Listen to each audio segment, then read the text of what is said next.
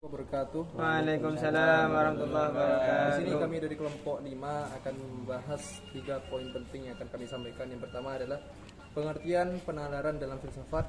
Yang kedua adalah penalaran dan ilmu pengetahuan. Yang ketiga, munculnya penalaran dalam tradisi Yunani dan contoh-contoh penalaran. Tolong. Baiklah, langsung saja. Baiklah, kami akan menjelaskan materi poin yang pertama, yaitu pengertian penalaran dalam tasawuf, yang akan dijelaskan oleh saya sendiri. Bismillahirrahmanirrahim. Penalaran. Manusia tidak akan pernah terlepas dari aktivitas berpikir. Untuk itu, istilah home spans manusia berpikir senantiasa melekat pada diri manusia. Adapun manusia tidak terbatas pada kegiatan berpikir saja. Ya, bukan hanya berpikir saja kegiatannya ya, tapi juga salah satunya berpikir. Nah, manusia identik dengan berpikir. Jadi kegiatan berpikir merupakan hal yang tidak pernah dapat dipisahkan dari kehidupan manusia secara hakiki.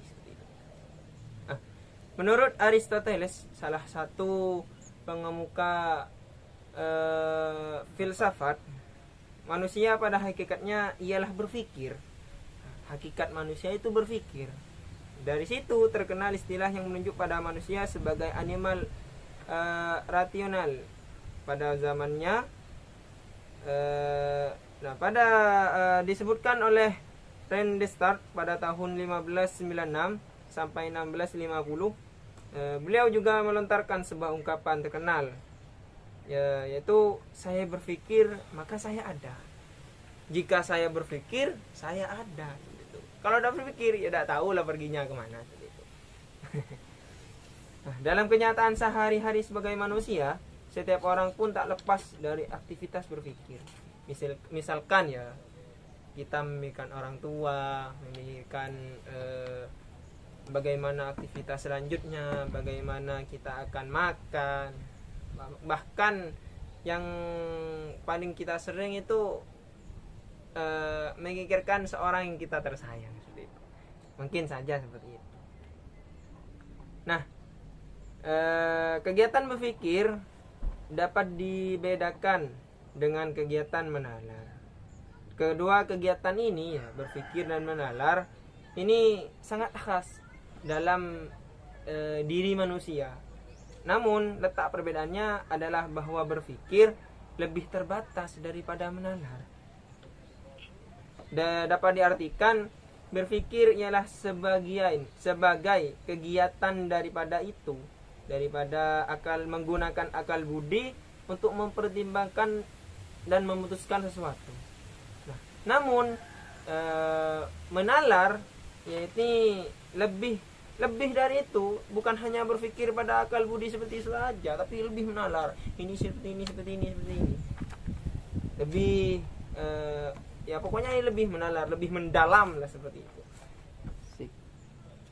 Hal ini cukup menonjol dalam terminologi bahasa Inggris yang disebut berpikir sebagai thinking dan menalar sebagai reasoning. Thinking menyerahkan suatu aktivitas akal budi yang lebih terbatas daripada reasoning. Sedangkan reasoning ya, mohon maaf. Reasoning. Saya tidak tahu bahasa Inggris sama. Reasoning menekankan pada kegiatan menjunjung reason atau ratio ya. Pada dasarnya memerlukan logika yang lurus.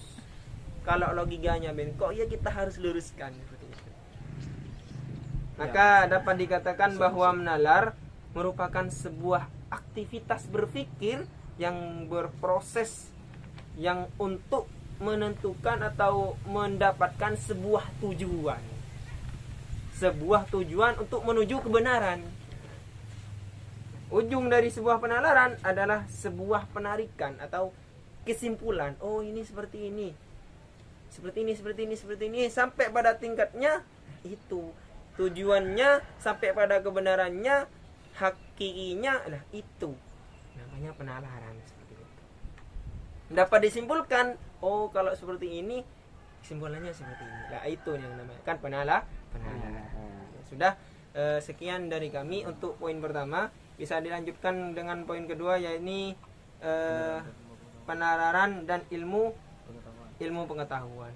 Yang akan dijelaskan oleh teman kami Ainul Yakin. Waktu dan tempat kami haturkan. Bismillahirrahmanirrahim. Di sini saya akan menjelaskan tentang penalaran dan ilmu pengetahuan. Penalaran merupakan suatu proses berpikir dalam menarik sesuatu kesimpulan yang berupa pengetahuan. Manusia pada hakikatnya merupakan makhluk yang berpikir, merasa, bersikap, dan bertindak. Sikap dan tindakannya yang bersumber pada pengetahuan yang didapatkan melalui kegiatan merasa atau berpikir. Penalaran menghasilkan pengetahuan yang dikaitkan dengan kegiatan berpikir. Penalaran merupakan suatu proses berpikir dalam menarik sesuatu kesimpulan yang berupa pengetahuan. Jadi, penalaran merupakan salah satu atau proses dalam berpikir yang menggabungkan dua pemikiran atau lebih untuk menarik sebuah kesimpulan untuk mendapatkan pengetahuan baru. Untuk ilmu pengetahuan adalah merupakan pengetahuan yang bersifat metodis, sistematis, dan logis serta dapat dipertanggungjawabkan kebenarannya. Sementara pengetahuan adalah pemahaman suatu hal yang bersifat spontan tanpa perlu pengamatan dan penelitian yang mendalam. Sekian untuk yang nomor 2 tentang ilmu pengetahuan dan penalaran. Untuk yang poin ketiga, saya serahkan. Untuk yang poin ketiga, yakni dengan judul munculnya penalaran dalam bahasa tradisi Yunani dan contoh-contoh penalaran tersebut, yang akan dilanjutkan oleh teman kami Al-Mukarram Wildan.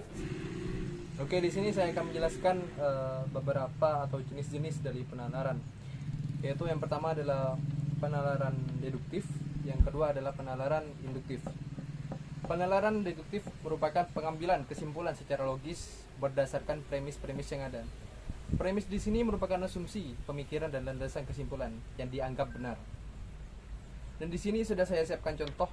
Contohnya adalah setiap hewan itu adalah makhluk hidup. Anjing adalah hewan. Setelah itu lanjut ke penalaran yang kedua, yaitu penalaran induktif. Penalaran induktif adalah penalaran yang menurut Bapak empirisme Francis Bacon ialah